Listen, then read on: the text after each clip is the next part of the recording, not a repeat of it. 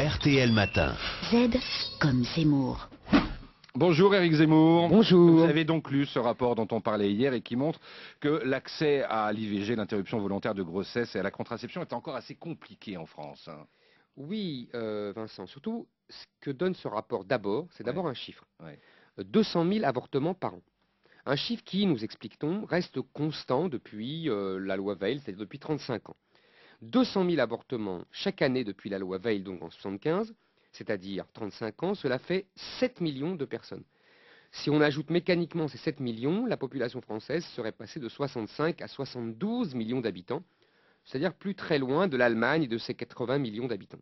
Bien sûr, ce calcul a besoin d'être nuancé. Bien sûr, c'est une goutte d'eau au milieu des 6 milliards sur la planète, mais je voulais simplement d'abord vous faire réfléchir sur l'influence de ce mini baby-boom sur la croissance économique et le poids politique en plus pour la France. Un autre chiffre maintenant, Vincent. 72% des femmes qui ont eu recours à l'IVG étaient sous pilule. On nous avait pourtant expliqué que la contraception serait le rempart idéal à l'avortement. Qu'avec du temps, de l'information, la généralisation de la contraception entraînerait la quasi-disparition de l'avortement. Discours militant, contredit comme souvent par la réalité. Les choses se révèlent beaucoup moins simples que les slogans des années 70. Vous vous souvenez, notre corps nous appartient, criaient les féministes. Et aujourd'hui, on peut se dire quel corps qui appartient à qui. Ces femmes veulent un enfant sans le vouloir, tout en le voulant. La confusion des sentiments n'est pas une honte du tout. Mais pourquoi toujours privilégier le renoncement à l'enfant? Là, je vous arrête et je vous rappelle tout de même que l'avortement, c'est un droit, d'ailleurs, que les femmes ont obtenu après un long combat.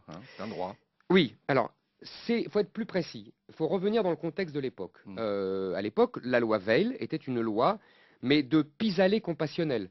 C'est-à-dire que l'avortement était toléré parce qu'on préférait, non sans raison d'ailleurs, la protection de la loi aux dangers et aux injustices de l'illégalité.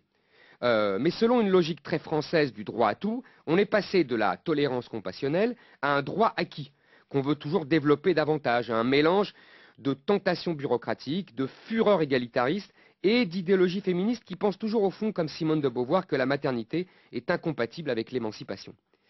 Aujourd'hui, on atteint quand même des sommets. La région Île-de-France lance une campagne d'affichage intitulée « Sexualité, contraception, avortement, un droit, mon choix, notre liberté ».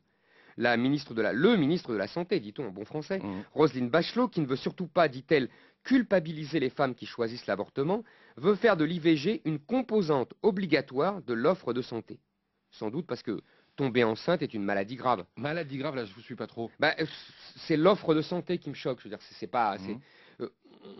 Les associations féministes tiennent le même discours. Elles disent on doit former davantage des médecins pour avorter, augmenter le prix de l'acte pour attirer les spécialistes qui s'en détournent. Vous voyez, on en parle avec l'air détaché qu'on prendrait pour parler d'opération de l'appendicite. Le toujours plus très français prend alors des allures un peu macabres.